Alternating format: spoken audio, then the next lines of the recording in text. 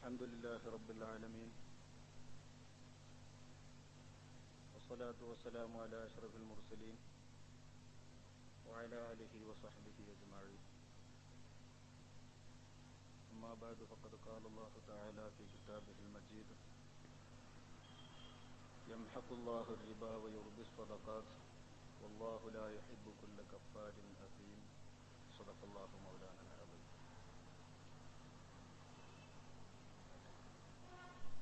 وقال رسول الله صلى الله عليه وسلم: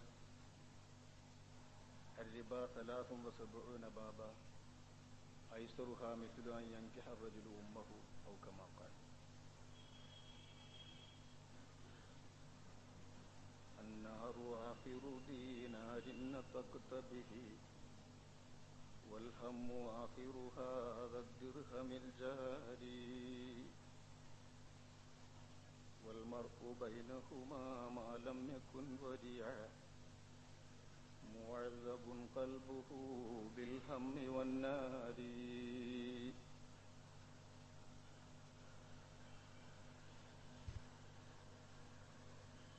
ആദരണീയരായ സഹോദര, കേരള സംസ്ഥാന ജംഇയ്യത്തുൽ ഉലമായുടെ കാര്യദർശി, ജനറൽ സെക്രട്ടറി, അഭിവന്ദ്യരായ ആദരണീയരായ തങ്ങളവറുകളെ, കേരള സംസ്ഥാന ജംഇയ്യത്തുൽ ഉലമായുടെ ഉപാധ്യക്ഷനും ജാമിയ വഹബിയയുടെ സാരഥിയുമായ അഭിവന്യ ഗുരു ഷെയ്ഖുന അലി മുസ്ലിയാർ അവറുകളെ, എൻ്റെ അഭിവന്യ സുഹൃത്തും കേരള സംസ്ഥാന ജംഇയ്യത്തുൽ ഉലമ മുശാവറ മെമ്പറും സുന്നി യുവജന ഫെഡറേഷന്റെ സെക്രട്ടറിയുമായ കുഞ്ഞാലി മുസ്ലിയാർ അവറുകളെ, സദസ്സിലിരിക്കുന്ന പ്രഗത്ഭരായ നേതാക്കളെ, സയ്യിദുമാരെ,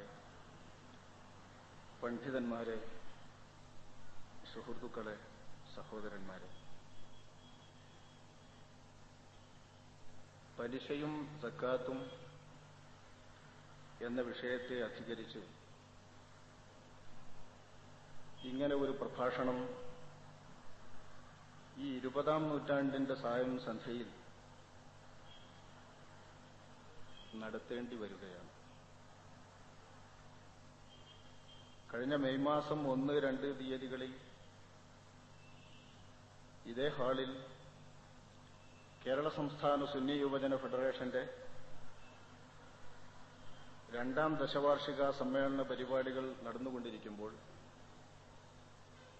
ഇത്ര പെട്ടെന്ന് ഈ വേദിയിൽ വീണ്ടും വരേണ്ടി വരുമെന്ന് നിശ്ചിതമല്ല. പക്ഷേ കോഴിക്കോട് ജില്ലാ സുന്നി യുവജന ഫെഡറേഷൻ സംഘടിപ്പിച്ച ഈ പരിപാടി അത്യാവശ്യമായ ഒരു സമയത്തെ,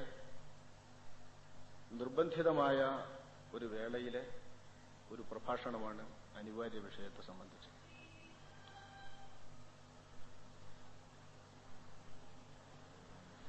വാസ്തവത്തിൽ പലിശ നിഷിദ്ധം, സക്കാത്ത് നിർബന്ധം, ഇത് നമ്മൾ കുഞ്ഞുകാലത്തെ പഠിച്ചു വരുന്നതും മുസ്ലിങ്ങളും അമുസ്ലിങ്ങളും ഒന്നിച്ചറിയുന്നതും അതറിയാത്തവരായി ലോകത്താരും ഇല്ലെന്ന മട്ടിൽ വറൂറത്തൻ മാലൂമായി എന്ന് പറയുന്ന കാര്യങ്ങളുടെ കൂട്ടത്തിൽപ്പെട്ട വിധിയുമാണ്. പലിശ ഹലാലാക്കിയാൽ കാഫിറാണെന്നും സക്കാത്ത് നിർബന്ധമില്ലെന്ന് പറഞ്ഞാൽ കാഫിറാണെന്നും ഇതിന്റെ പദസംബന്ധമോ നിർവചന സംബന്ധമോ ആയ വിശകലനങ്ങളൊന്നും കൂടാതെ ഏതു സാധാരണക്കാർക്കും അറിയാം. പലിശ ഹറാമാണെന്നത് ഈ ദീനിൽ അറിയപ്പെട്ട ഒരനിവാര്യമായ സത്യമാണ്. സക്കാത്ത് നിർബന്ധമാണെന്നതും ഈ ദീനിൽ അറിയപ്പെട്ട ഒരനിവാര്യമായ സത്യമാണ്. ഇതനിവാര്യമായ സത്യവും നിഷേധിച്ചാൽ കാഫിറും എന്ന് വിധി കൽപ്പിക്കാൻ പറ്റാത്ത കാലത്ത് പോലും സക്കാത്ത് ഇസ്ലാമിക ഖലീഫക്ക് നൽകില്ല എന്ന് വാദിച്ചതിന്റെ പേരിൽ മഹാനായ ഖലീഫ അബൂബക്കർ സിദ്ദീഖ് റളിയല്ലാഹു തആല അൻഹു തങ്ങളവർകൾ ഒരു വിഭാഗത്തോട് ഇസ്ലാമിന്റെ ആദ്യ നൂറ്റാണ്ടിൽ തന്നെ സമരവും യുദ്ധവും നടത്തിയിട്ടുണ്ട് എന്ന് ചരിത്രത്തിൽ കാണാം. ഇതും ഏവർക്കും അറിയാം. പക്ഷേ ഇന്ന് ജനങ്ങൾക്കിടയിൽ ഈ അനിവാര്യമായി അറിയപ്പെടുന്ന സത്യങ്ങൾ സാധാരണക്കാരനും അല്ലാത്തവരും മുസ്ലിമും അമുസ്ലിമും പൊതുവായി സമൂഹം മൊത്തം അനിവാര്യമായും അറിഞ്ഞുകൊണ്ടിരിക്കുന്ന സത്യങ്ങൾ, ഈ സത്യങ്ങളെ അഹ്ലുസുന്നത്ത് വൽ ജമാഅത്തിന്റെ പേരിൽ പ്രവർത്തിക്കുന്ന പണ്ഡിത മഹത്തുക്കളിൽ പലരും നിഷേധിക്കുന്നവരും അതിന്റെ നിഷേധകരുടെ പട്ടികയിൽ വരുന്നവരുമായി ചിത്രീകരിച്ചുകൊണ്ടുള്ള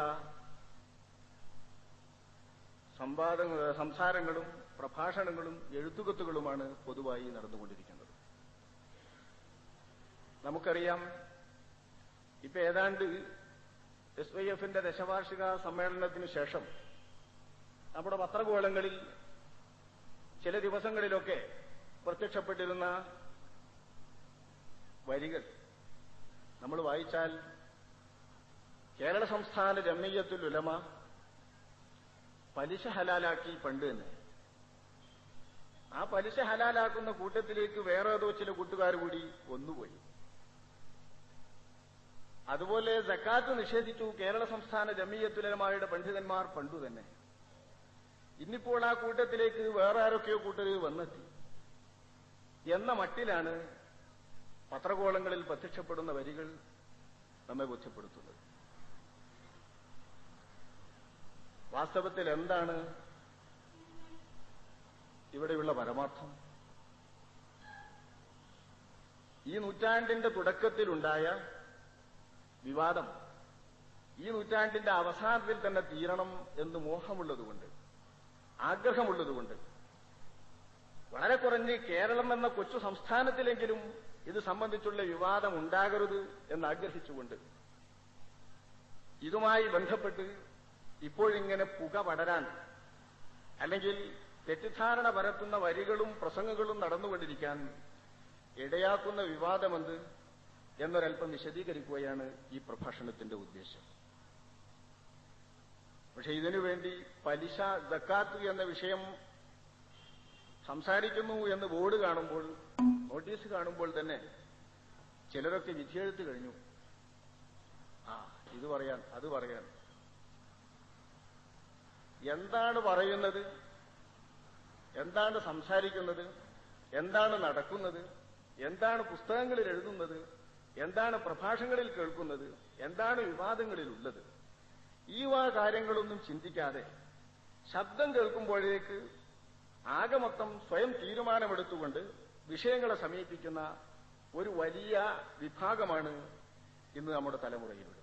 നമ്മുടെ തലമുറയിൽ ഒരു വലിയ ശതമാനം എന്നല്ല, 99% ഈ വിഭാഗക്കാരാണ്.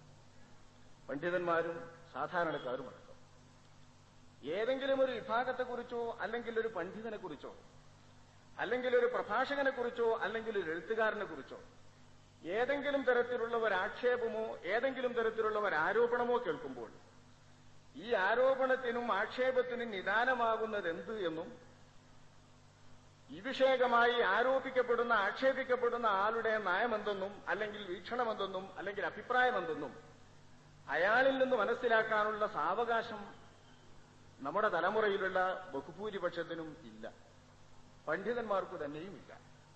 ഇതാണ് ഏറെക്കുറെ വിഷയം അതിന്റെ മർമ്മത്തിലെത്തും മുൻപ് കുറേയധികം പൊടിപ്പും തൊങ്ങലും വെച്ച് കുഴപ്പങ്ങൾ എപ്പോഴും ഉണ്ടാകാൻ ഇടവരുത്തുന്നത്. ഇവിടെയും സംഭവിച്ച അത് തന്നെയാണ്.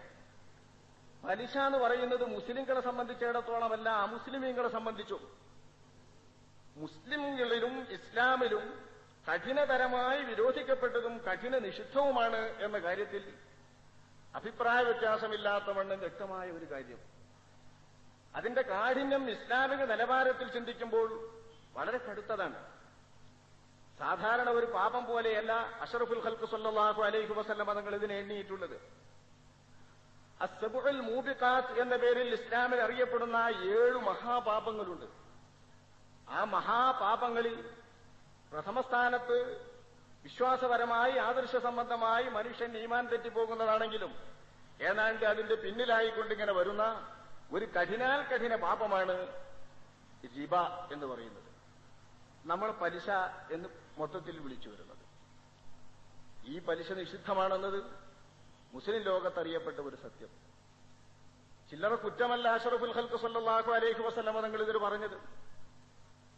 ഹദീസിന്റെ ബാഹ്യ അർത്ഥങ്ങളിലൂടെ ചിന്തിക്കുമ്പോൾ, ഹദീസിൽ അഷ്റഫുൽ ഖൽഖ് തങ്ങളുടെ മൊഴിയുടെ ബാഹ്യാർത്ഥങ്ങളിലൂടെ ചിന്തിക്കുമ്പോൾ, വ്യഭിചാരത്തെക്കാൾ, അതിലും വലിയ തെറ്റുകളേക്കാൾ, നരഹത്യയേക്കാൾ കടുത്ത പാപവും കുറ്റം കിട്ടുന്ന തെറ്റുമായി വിശുദ്ധമായ ഹദീസുകൾ ഇതിനെ നമുക്ക് പഠിപ്പിച്ചു തരുന്നുണ്ട്. അഷ്റഫുൽ ഖൽഖ് സ്വല്ലല്ലാഹു അലൈഹി വസല്ലം തങ്ങൾ അർരിബ സലാസും വസബഊന ബാബ, 73 ഇനമുണ്ട് പലിശ, 73 തരം.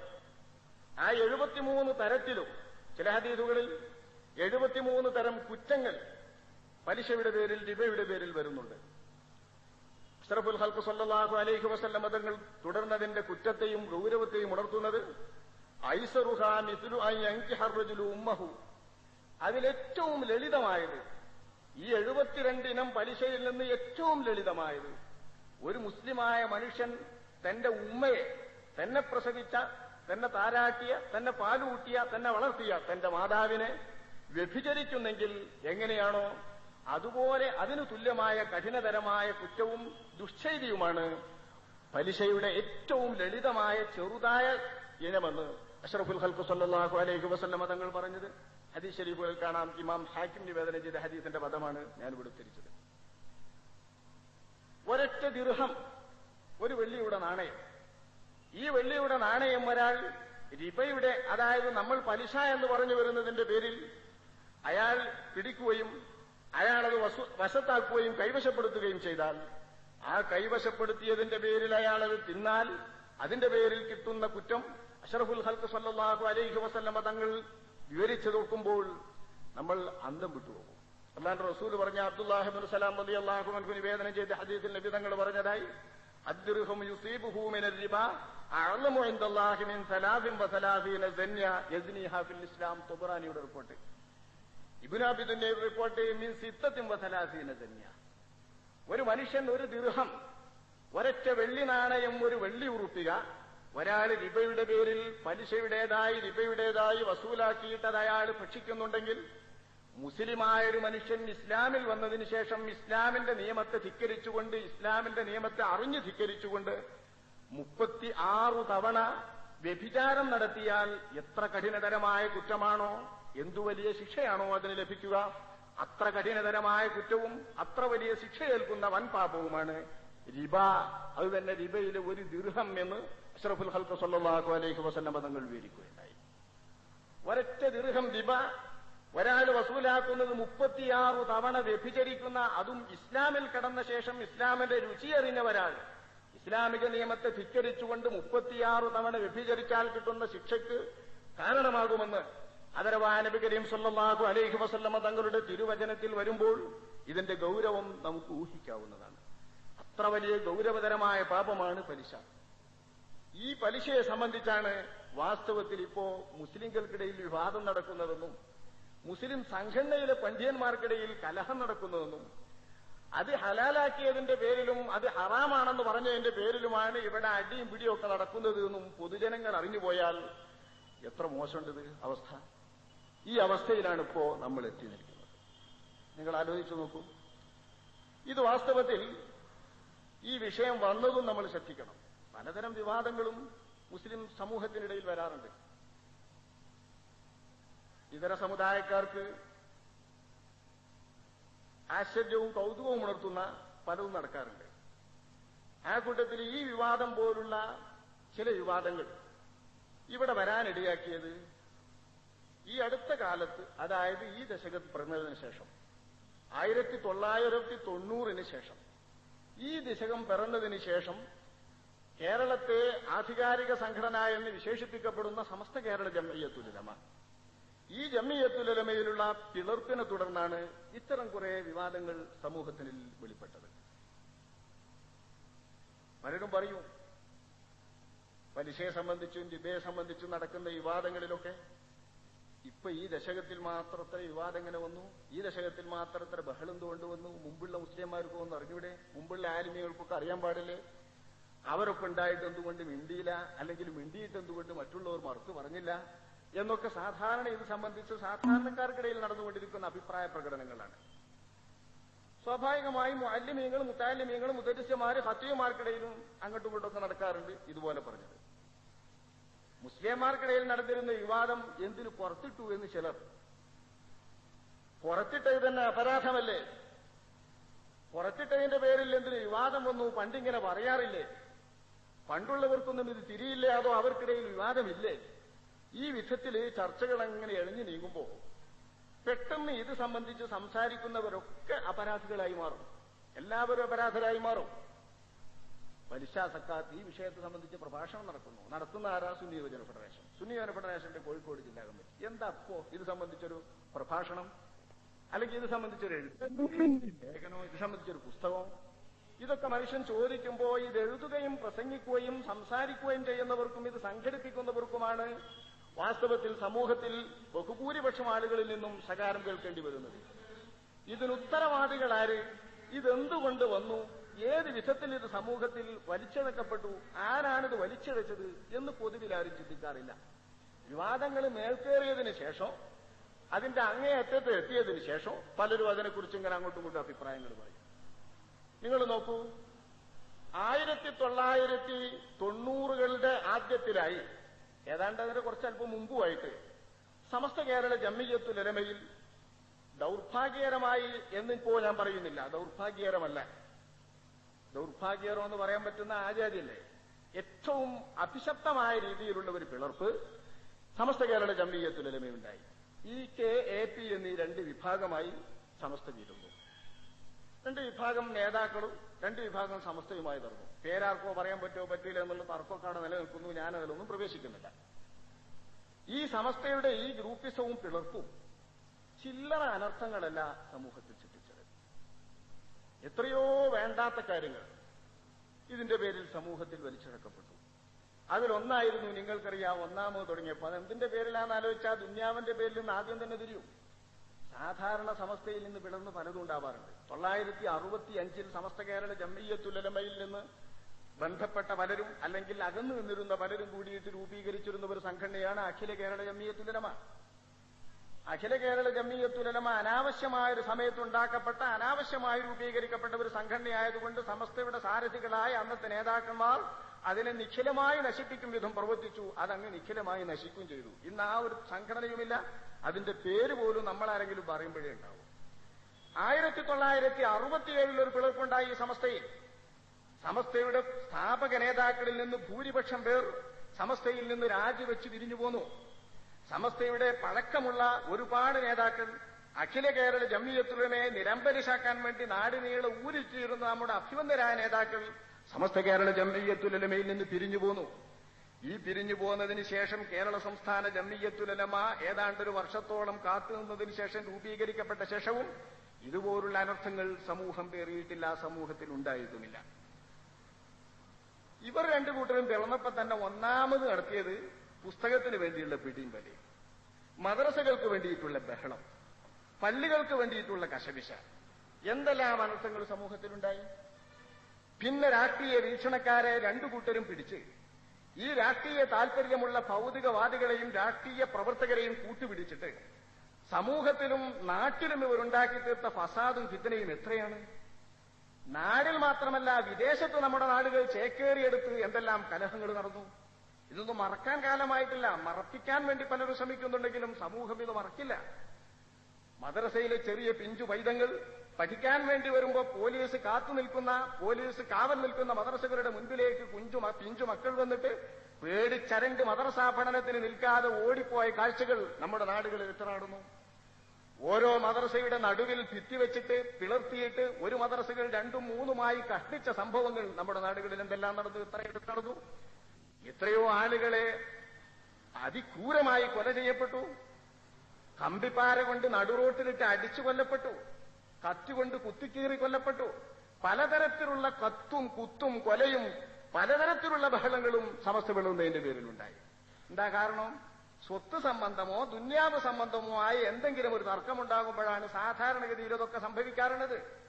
ദീനിന്റെ പേരിലുള്ള ഒരു തർക്കത്തിന് അങ്ങനെയൊന്നും സംഭവിക്കാറില്ല. കൊള്ളയെടുക്കാനോ പിടിക്കാനോ മുതൽ പിടിക്കാനോ അങ്ങോട്ട് തള്ളാനോ അങ്ങോട്ട് വരുന്നത് തടയാനോ വേണ്ടി ശ്രമിക്കുമ്പോഴാണ് സാധാരണഗതിയിൽ ഇതൊക്കെ ഉണ്ടാവുക. ഇതുതന്നെയാണ് സമസ്ത കേരള ജംഇയ്യത്തുൽ ഉലമയുടെ ഏറ്റവും മോശപ്പെട്ട ഈ പിളർപ്പിന്റെ വേളയിലും നമ്മൾ കണ്ടത്. മദ്രസകൾ പിടിക്കണം, സ്വത്ത് പിടിക്കണം, പുസ്തകം പിടിക്കണം, അതിന്റെ ലാഭം പിടിക്കണം, വിദ്യാഭ്യാസ ബോർഡ് അകത്താക്കണോ, വിദ്യാഭ്യാസ ബോർഡിന്റെ കെട്ടിടം നമുക്ക് അകത്താക്കണം, പ്രസ് നമുക്ക് അകത്താക്കണം, പത്രം നമ്മുടെ വരുതിയിൽ നിന്ന് വിട്ടുകൂടാ. ഈ വിധത്തിലുള്ള ദുന്യാവിന്റെയും ഭൗതിക സ്വത്തുക്കളുടെയും പേരിലുള്ള വീറും വാശിയും പിടിവലികളും വട്ടവുമാണ് വാസ്തവത്തിൽ ഇത്തരത്തിലുള്ള ബഹളകളും കിത്തനകളും ഒക്കെ സമൂഹത്തിൽ സൃഷ്ടിച്ചത്, നാട്ടിലും സൃഷ്ടിച്ചത്. ആ കൂട്ടത്തിൽ മദ്രസകൾ പിടിച്ചെടുക്കാൻ വേണ്ടിയിട്ട് വളരെ മോശപ്പെട്ട ചില വേലകൾ ചിലർ ഒപ്പിച്ചു. അതിൽ ഒന്നാം നമ്പർ AP സമസ്തക്കാരനെ അങ്ങനെ പറയണമല്ലോ. അവരെ പുസ്തകം ഉണ്ടാക്കി. സമസ്ത കേരള ഇസ്ലാം മത വിദ്യാഭ്യാസ ബോർഡ് എന്നൊരു വിദ്യാഭ്യാസ ബോർഡ് കൂടെ പ്രവർത്തിച്ചു വരുന്നുണ്ട്. 6,000 മദ്രസകളിൽ ഈ വിദ്യാഭ്യാസ ബോർഡിന് കീഴിലുണ്ട്. സമസ്തയും സംസ്ഥാനയും എന്നൊക്കെ പിളരുന്നതിന് മുൻപ് ഏക സുന്നത്ത് ജമാഅത്തിന്റെ സംഘടനയായി കേരളത്തിൽ സമസ്ത കേരള ജംഇയ്യത്തുൽ ഉലമ നിലനിൽക്കുന്ന കാലത്ത് നമ്മുടെ പിതാമഹന്മാരും നമ്മുടെ മുൻതലമുറയും ഉണ്ടാക്കി തീർത്ത മദ്രസകൾ 6,000 മദ്രസകൾ. ഈ മദ്രസകളിൽ നിന്ന് പലതും പിടിച്ചെടുക്കാനും മദ്രസ കമ്മിറ്റികളെ ആകർഷിക്കുവാനും മദ്രസയിൽ പഠിക്കുന്ന കുട്ടികളുടെ രക്ഷിതാക്കളെ ആകർഷിക്കാനും എന്നൊക്കെയുള്ള പേരിൽ പുസ്തകങ്ങൾ ഇവർ അടിച്ചിറക്കാൻ തുടങ്ങിയപ്പോൾ തന്നെ മറ്റേ പുസ്തകത്തിൽ ഇല്ലാത്തത് എന്ത് ചേർക്കുന്നോ അവിടെ ആ മികവ് എന്ന് ഇവർ ധരിച്ചു വശായി. സമസ്ത കേരള ഇസ്ലാം മത വിദ്യാഭ്യാസ ബോർഡിന്റെ പുസ്തകത്തിലും കേരള സംസ്ഥാന മതവിദ്യാഭ്യാസ ബോർഡ് എന്നൊരു വിദ്യാഭ്യാസ ബോർഡോടെ പ്രവർത്തിച്ചുകൊണ്ടിരിക്കുന്നുണ്ട്. 100 കണക്കിന് മദ്രസകൾ ഈ ബോർഡിന് കീഴിലുമുണ്ട്. പക്ഷെ ആ ബോർഡിന് കീഴിൽ മദ്രസകൾ ഉള്ളതും ആ ബോർഡിന് കീഴിൽ മദ്രസകൾ നടക്കുന്നിടത്ത് കുഴപ്പമുള്ളതും നാട്ടുകാരറിഞ്ഞിട്ടില്ല. നാട്ടിലങ്ങനെ ഫസാദും ഉണ്ടായിട്ടില്ല. ഇത്തരം ബോർഡ് ഉണ്ടാക്കിയ കാലത്ത് സമസ്ത കേരള ഇസ്ലാം മത വിദ്യാഭ്യാസ ബോർഡിന്റെ മദ്രസകളെ കൈയടക്കുവാനും പിടിച്ചുവിട്ടുവാനും അതിനകത്ത് മതിൽക്കെട്ടുകൾ ഉണ്ടാക്കുവാനും വേണ്ടി ശണ്ഠയും ഫിതനയും ഫസാദും കേരള സംസ്ഥാന ജംഇയ്യത്തുൽ ഉലമയുടെ നേതാക്കന്മാരോ പ്രവർത്തകരോ ഉണ്ടാക്കിയിട്ടില്ല എങ്ങും. ഇതുകൊണ്ട് നാട്ടിലതൊരു ഫസാദ് ഉണ്ടായില്ല. ഇവര് മദ്രസകൾ കൈയടക്കുവാൻ വേണ്ടിയിട്ട് മദ്രസ പാഠപുസ്തകങ്ങളിൽ എങ്ങനെ ആകർഷകമാക്കാം എന്ന് ചിന്തിക്കുന്ന കൂട്ടത്തിൽ സമസ്ത കേരള ഇസ്ലാം മത വിദ്യാഭ്യാസ ബോർഡിന്റെ പാഠബുക്കുകൾ ഇല്ലാത്ത പലതും ഞങ്ങളിൽ അങ്ങ് കൊടുത്താൽ ഇതൊരു പുതുമയാവും കൗതുകമാവും, അപ്പൊ ആളുകൾ ഇങ്ങ് വരുമെന്ന് വിചാരിച്ചു. അതിൽ 1-ാം നമ്പർ കൊടുത്തിട്ട് വിവാദം ഉണ്ടായി റസ്മുൽ ഉസ്മാനി. ഇത് സാധാരണക്കാർക്ക് കാര്യമില്ലാത്ത വിഷയമായതുകൊണ്ട് ഈ നാട്ടിൽ അത്ര അലമ്പ് സൃഷ്ടിച്ചില്ല. റസ്മുൽ ഉസ്മാനി എന്നാണ് എന്തായിരുന്നത്? റസ്മുൽ ഉസ്മാനിയിലല്ലാതെ മുസ്ഹഫ് എഴുതിയാൽ ആ മുസഹഫിന് മുസഹഫിന്റേതായ വിലയില്ല. ഉദുവില്ലാതെ തൊടൽ ഹറാമാകുന്നുവെന്ന് നിയമമില്ല. മുസഹഫിന്റേതായ ഹുർമത്ത് ആ മുസഹഫിനില്ല. റസ്മുൽ ഉസ്മാനിയിൽ എഴുതപ്പെട്ട മുസഹഫിന് മാത്രമേ മുസഹഫിന്റേതായ പവിത്രതയുള്ളൂ. അതുകൊണ്ട് അല്ലാതെ എഴുതപ്പെട്ട സകല മുസഹഫുകളും കരിച്ചു കളയണം. ഇത് ഉസ്മാൻ ഇബ്നു അഫ്ഫാൻ റളിയല്ലാഹു അൻഹുവിന്റെ നടപടിയാണ്. മഹാനർ ഇസ്ലാമിൽ ആദ്യ നൂറ്റാണ്ടിൽ തന്നെ നടപ്പാക്കി തന്നെ ഇജ്മാ ആയ സംഗതിയാണ് എന്നുള്ള ഭാവത്തിലാണ് ഇവർ പാഠപുസ്തകത്തിൽ പല ക്ലാസുകളിലുള്ള ചെറിയ കുറ്റുകൊണ്ടുകൾക്ക് പഠിപ്പിച്ചു കൊടുക്കുന്ന പുസ്തകത്തിനും കൂടി. ഇതിലൊക്കെ എന്തെല്ലാം ഭവിഷ്യത്തുകൾ പേടിക്കണോ? ഉസ്മാൻ റളിയല്ലാഹു അൻഹു മുസഹഫ് കരിച്ചു എന്ന് കേൾക്കുന്ന ഒരു കുട്ടിയുടെ മനസ്സിൽ ആ കുട്ടി സൂക്ഷിച്ചു വെക്കുന്ന ആ കുട്ടിയുടെ ഹൃദയത്തിന്റെ അറയിലേക്ക് തള്ളിവിടുന്ന പാഠമോ ആ കുട്ടിയുടെ ഹൃദയത്തിൽ അതുണ്ടാക്കി തീർക്കുന്ന രോഷമോ പ്രതിഷേധമോ എങ്ങനെ ഇരിക്കും? എന്തെല്ലാം വിധത്തിലുള്ള കുഴപ്പങ്ങൾ ഇതുകൊണ്ടുണ്ട് ചെറിയ കുഞ്ഞുങ്ങൾക്ക് ഇത് പഠിപ്പിക്കുമ്പോൾ. ഇരിക്കട്ടെ, ഇതുമായി നാട്ടിലാകെ വിത്തനുണ്ടാക്കാൻ തുടങ്ങി. അങ്ങനെ റസ്മുൽ ഉസ്മാനിയിൽ എഴുതപ്പെട്ട മുസഹഫാണ് ഞങ്ങളുടെ മദ്രസകളിൽ പഠിപ്പിക്കുന്ന മുസഹഫ് എന്നും പറഞ്ഞ് കുറെ മുസഹഫുകൾ അവർ അറബ് നാടുകളിൽ നിന്നുള്ളതും കൊണ്ട് ഇറക്കുമതി ചെയ്തു. കുറച്ച് വളഞ്ഞു തിരിഞ്ഞ് നമ്മുടെ നാട്ടിലുള്ള സാധാരണക്കാർക്ക് ഓതാൻ കിട്ടാത്ത അതേ രൂപത്തിലെ അക്ഷരങ്ങൾ വളച്ചാൽ റസ്മുൽ ഉസ്മാനിയായി എന്ന് അവർ പിടിച്ച്. അങ്ങനെ അറബ് നാട്ടിൽ നിന്ന് വരുന്ന മുസഹഫ് നമ്മുടെ നാട്ടിലൊരു ഉമ്മാമാന്റെ കയ്യിൽ ഓതാൻ കൊടുത്താൽ യാസീന് 18 യാസീനാവും. ഒന്നും ഓതാൻ കഴിയില്ല. മുസഹഫ് സൂറത്തു നാസ് വരെ പഴച്ചു പോകും. ആ മുസഹഫുകളാണ് റസ്മുൽ ഉസ്മാനി എഴുതപ്പെട്ട മുസഹഫെന്നും അതാണ് ഞങ്ങളുടെ മദ്രസകളിൽ പഠിപ്പിക്കുന്നതെന്നും മറ്റു സമസ്തയുടെയോ സംസ്ഥാനയുടെയോ മദ്രസകളിൽ ഇതില്ല എന്നും പറഞ്ഞിട്ട് അതിന് മസാല ഉണ്ടാക്കിയത് അത് റസ്മുൽ ഉസ്മാനിയിലല്ലാതെ എഴുതിയ മുസഹഫിന് ഹുർമത്തില്ല, കരിച്ചു കളയണം, വെക്കാൻ പാടില്ല എന്നൊക്കെയുള്ള വാദം. ഇത് സാധാരണക്കാർക്കിടയിൽ വലിയൊരു പ്രശ്നമാകാതിരുന്നത് ഇത് കണ്ടറിഞ്ഞുകൊണ്ട് നുസ്രത്തുൽ അനാം എന്ന നമ്മുടെ പത്രവും കേരള സംസ്ഥാന ജംഇയ്യത്തുൽ ഉലമയുടെ നേതാക്കളും സുന്നി യുവജന ഫെഡറേഷന്റെ പ്രവർത്തകരും സമാധാന പ്രചരണം എന്ന പേരിൽ ഒരു പീസ് ക്യാമ്പയിൻ അന്നത്തെ കാലത്ത് നടത്തിയപ്പോ ഈ പീസ് ക്യാമ്പയിനിൽ നാടൊട്ടാകെ ഈ കാര്യങ്ങൾ വിവരിക്കുകയും അതോടൊപ്പം നുസ്രത്തുൽ അനാമിൽ ആളുകൾക്ക് മനസ്സിലാകത്തക്ക രീതിയിൽ ഇത് സംബന്ധിച്ച് എഴുതുകയും ചെയ്തതുകൊണ്ട് ഈ വിവാദം അങ്ങടങ്ങി. പിന്നെ ഈ വിവാദത്തിന്റെ പേരിൽ നാട്ടിൽ കുഴപ്പമുണ്ടായിട്ടില്ല, റസ്മി ഉസ്മാനി എന്നും പറയാൻ തന്നെ പേടിയായിപ്പോയി ആളുകൾക്ക്. ഇത് ആ കൂട്ടത്തിൽ വന്നൊരു ഫിത്തനയാണ്. APK 2 വിഭാഗമായി സമസ്ത പിരിഞ്ഞപ്പോ മറ്റൊരു വിവാദം ഉണ്ടായി. എന്താണെന്നറിയോ? മുജാഹിദ് ജമാഅത്ത് വിഭാഗങ്ങളിൽപ്പെട്ട ആരെങ്കിലും മുസ്ലിമീങ്ങൾ മരണപ്പെട്ടാൽ ഓല പേര് മയ്യത്ത് നിസ്കരിക്കുന്നത് സാധാരണക്കാർക്ക് കറാഹത്തും പണ്ഡിതന്മാർക്ക് ഹറാമും. നാടൊട്ടാകെ കല. ഇതിപ്പോ ഈ പ്രശ്നത്തിന്റെ പേരിൽ നാദാപുരത്ത് അടിയും ബഹളമെന്ന് കേട്ടില്ല നിങ്ങൾ? ഇതുപോലെ തന്നെ നാദാപുരത്തും നാടിന്റെ പല ഭാഗങ്ങളിലും ഇതിന്റെ പേരിൽ പലതരത്തിലുള്ള കുഴപ്പങ്ങൾ നടന്നു. വിദ്യാർത്ഥികൾ മുസ്ലിമീങ്ങളാണ് അവർ എന്ന് വിധി എഴുതുന്നതോടൊപ്പം മുസ്ലിമീങ്ങളായ മുജാഹിദ് ജമാഅത്ത് വിഭാഗത്തിൽപ്പെട്ട ആളുകൾ മരണപ്പെട്ടാൽ അവരുടെ പേരിൽ മയ്യത്ത് നിസ്കരിക്കുന്നത് സാധാരണക്കാർക്ക് കറാഹത്തും പണ്ഡിതന്മാർക്ക് ഹറാമും. ഇപ്പൊ നമ്മുടെ വണ്ടൂരിനടുത്ത് ഒരു പ്രദേശത്ത് വലിയൊരു കുഴപ്പമുണ്ട്. അവിടെ ഒരാള് ഇമാമ് നിന്നു, ഈ മയ്യത്തിന്റെ ബന്ധുക്കളിൽപ്പെട്ട ഇമാം. അയാള് പുത്തൻവാദികളിൽപ്പെട്ട ആളായിരുന്നു. അപ്പൊ ആ പുത്തൻവാദികളുടെ ആള് ഇമാമ് നിന്നതിന്റെ പിന്നിൽ നിന്നുകൊണ്ട് പലരും നിസ്കരിച്ചവർ ഇയാളെ തുടർന്നോ, അത് തുടരാതെ ബാക്കിൽ നിന്നുകൊണ്ട് ഒറ്റയ്ക്ക് നിസ്കരിച്ചോ, ഇതൊന്നും ചിന്തിക്കാനിടയില്ല, സമയമല്ല. പക്ഷെ ഈ തുടർന്ന് നിസ്കരിച്ചത് സാധാരണക്കാർക്ക് കറാഹത്തും പണ്ഡിതന്മാർക്ക് ഹറാമും. ഷെർവാനിയും മറ്റ് ഫിഖിന്റെ കിതാബൊക്കെ എടുത്തിട്ട് അവിടെ നാട്ടിൽ വലിയ ബഹള. വണ്ടൂരിനടുത്ത പ്രദേശത്ത് ഇത് ഞാൻ ഉദാഹരണം പറയുന്നത് സകല വിഷയങ്ങളിലേക്കും സാധാരണക്കാർക്ക് കറാഹത്തും പണ്ഡിതന്മാർക്ക് ഹറാമെന്ന് പറഞ്ഞ് നാട്ടിൽ മുജാഹിദ് ജമാഅത്തുകാർ മരണപ്പെട്ടാൽ മയ്യത്ത് നിസ്കരിക്കാതെ കുഴിച്ചു മൂടണമെന്ന് വരെ പറയാൻ ഇവരുടെ ഗ്രൂപ്പിസം അവരെ പ്രേരിപ്പിച്ചു, അല്ലെങ്കിൽ നിർബന്ധരാക്കി. എന്തിന്റെങ്കിലും പേരിൽ കുറച്ച് ആളുകൾ ഉണ്ടാക്കുക, സമൂഹത്തിൽ വിവാദം സൃഷ്ടിച്ചിട്ട് എന്നാണ് അവർ ലക്ഷ്യമിട്ടത്. ഈ കൂട്ടത്തിൽ സമസ്ത പിളർന്നപ്പോൾ അതിന്റെ പേരിൽ വന്ന ഒരു ബഹളം സൃഷ്ടിക്കാൻ വേണ്ടി മാത്രം ഉദ്ദേശിച്ചുകൊണ്ട് ഉണ്ടാക്കി തീർത്ത, അതും പാഠബുക്കുകളിലൂടെ ഉണ്ടാക്കി തീർക്കാൻ തുടക്കം കുറിച്ച ഒരു വിവാദമാണ് വാസ്തവത്തിൽ ഇന്നിപ്പോ ഈ പ്രഭാഷണത്തിന് നിദാനമാകുന്ന പലിശ സക്കാത്ത് സംബന്ധിച്ചുള്ള ചർച്ച. എന്താണെന്നറിയോ? 1950 ശേഷം 950 മുതൽക്ക് സമസ്ത കേരള ഇസ്ലാമത വിദ്യാഭ്യാസ ബോർഡ് ഇവിടെ പ്രവർത്തിച്ചു വരുന്നുണ്ട്.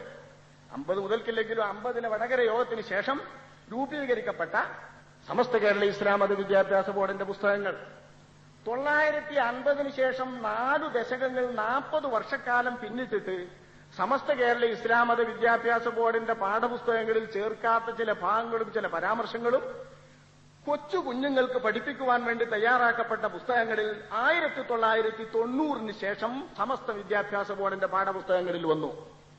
ഇത് ഞാൻ സൂചിപ്പിച്ചതുപോലെ ഒന്നാമത് കൊടുക്കുന്നത് APക്കാര് പുസ്തകം ഉണ്ടാക്കുമ്പോൾ അവരുടെ പുസ്തകത്തിൽ ഞാൻ മനസ്സിലാക്കിയ ഒരു ഞാൻ പറയുന്നത്.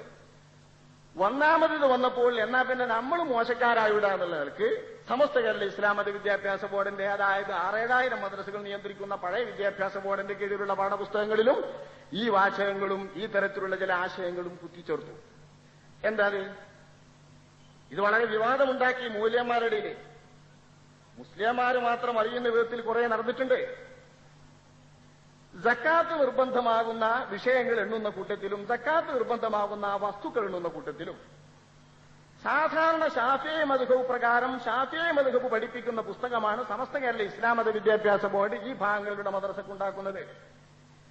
മറ്റേ ബോർഡും ഈ മദ്രസ ഈ ഭാഗത്തുള്ള പുസ്തകങ്ങൾക്കുണ്ടാക്കുന്നത് ശാഫിഈ വിദ്യാഭ്യാസ മദ്ഹബ് അനുസരിച്ചുള്ള പാഠങ്ങളാണ്. ഈ ശാഫിഈ മദ്ഹബ് അനുസരിച്ചുള്ള പാഠങ്ങളിൽ ഇത് കാണാം. എന്റെ കയ്യിലുള്ളത് 93 അടിച്ച സമസ്ത കേരള ഇസ്ലാമത വിദ്യാഭ്യാസ ബോർഡിന്റെ ഒരു പുസ്തകമാണ് കിതാബുൽ ഫിഖ് ലിദ്ദറജത്തിൽ ഖാമിസ. 5ാം ക്ലാസ്സിന് വേണ്ടി ഉണ്ടാക്കപ്പെട്ട ഫിഖ് എന്ന് പറഞ്ഞ കിതാബ്. 5ാം ക്ലാസ്സിന് വേണ്ടി ഉണ്ടാക്കപ്പെട്ട ഫിഖ് എന്ന് പറഞ്ഞ കിതാബില് അൽ അഷ്യാഉല്ലത്തി തജിബു ഫീഹ സക്കാത്ത്, സക്കാത്ത് നിർബന്ധമാകുന്ന വസ്തുക്കൾ എന്നും പറഞ്ഞിട്ട് കുറെ വസ്തുക്കൾ കൂട്ടിച്ചേർത്തു. തജിബു സക്കാത്തു ഫീ 5 അഷ്യാ, 5 വസ്തുക്കളിൽ സക്കാത്ത് നിർബന്ധമാകും ശാഫിഈ മദ്ഹബ് അനുസരിച്ച്. 5, 8 എന്നൊക്കെ എണ്ണാറുണ്ട്, ഏതായാലും 5 എണ്ണ. 5 വസ്തുക്കളിൽ സക്കാത്ത് നിർബന്ധമാകും. നമ്പർ ഇട്ട് കൊടുക്കുന്നു. 1 അന്നഅമു, 1 നഅമാണ്. വഹിയൽ ഇബ്ലു വൽ ബഖറു വൽ വനമു, ഒട്ടകം, മാട്, ആട്. വമിനൽ ബഖരി, മാടുകളുടെ കൂട്ടത്തിൽ പെട്ടത് തന്നെയാണ് അൽ ജാമൂസു, പോത്ത് വർഗം. പോത്ത് നോക്കാൻ നമ്മൾ പറയുന്ന സാധനം. രണ്ടാമത്തത് അൻ നഖ്ദു, നഖ്ദാണ്. വഹുവ ദഹബു വൽ ഫില്ലത്തു, പൊന്നും വെള്ളിയുമാണ് നഖ്ദ്. വമായഖൂമു മഖാമഹുമ, പൊന്നിന്റെയും വെള്ളിന്റെയും സ്ഥാനത്ത് നിൽക്കുന്ന ഒന്നും. ഇതിൽ ചുരുക്കം 5ാം ക്ലാസ്സിൽ. 6ാം ക്ലാസ്സിലെത്തി അതിലും കുറച്ചും കൂടി വിശദ. 7ാം ക്ലാസ്സിലെത്തുമ്പോൾ അതിനും കുറച്ചുകൂടി എനിക്ക് അറിഞ്ഞൂടാ. ഏതായാലും പാഠപുസ്തകങ്ങളിൽ പലതും പരിശോധിച്ചപ്പോ അന്ന് പല വിധത്തിലും കണ്ടിരുന്നു. ഒമായക്കൂമു മഖാമുഹുമ, വെള്ളിന്റെയും പൊന്നിന്റെയും സ്ഥാനത്ത് നിൽക്കുന്ന ഒന്നും. 3 അൽ ഹുബൂബു, 4 അസിമാറു, 5 ഉറൂദ് തിജാറ, കച്ചവട ചരക്കുകൾ, കനിവർഗ്ഗങ്ങളിൽപ്പെട്ടത്, ധാന്യവർഗ്ഗങ്ങളിൽപ്പെട്ടത്. ഇങ്ങനെ 5 വസ്തുക്കളിൽ സക്കാത്ത് നിർബന്ധമാകുമെന്ന് പഠിപ്പിക്കുമ്പോ